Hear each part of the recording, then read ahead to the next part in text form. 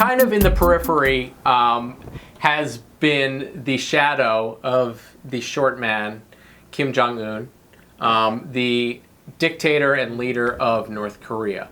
In the last couple of years, we've seen increased nuclear capability from the small hermit nation.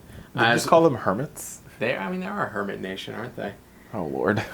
Increased nuclear capability, them doing some displays of power, showing that, you know, we've got some nuclear weapons here and maybe we can use them, maybe we can't.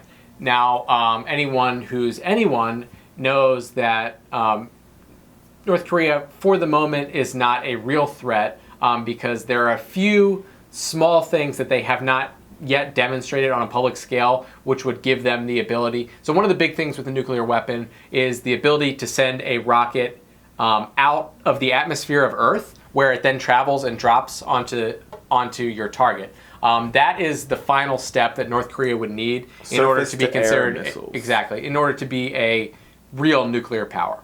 Or also known as intercontinental ballistic missiles. Exactly. Richard's an expert on this, actually. So in light of that being the next step, the United States recently deployed a radar in response to the missile threat. So the Pentagon has deployed high-tech radar to watch for potential North Korea long-range missile launch in the coming months. It's the first U.S. military response to Pyongyang's claim that it can launch intercontinental ballistic missiles. Now, until we've seen an official launch, you know, this remains to be rumors. And we've certainly seen North Korea do its fair share of, you know, tooting its own horn without anything to back it up. Right. I mean, all the launches that we've seen from North Korea over the past couple years have been what you would call short tactics or short launches. Like they're like, oh, like, you know, they launched a missile off the coast of Japan.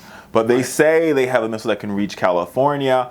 But Kim Jong-il, which is Kim Jong-un's father, said the same thing from 1994 on to today. They've been saying it for over 20 years. I mean, I think the only way that this can actually happen is if the North Koreans are sold some technology by either the Chinese or the Russians.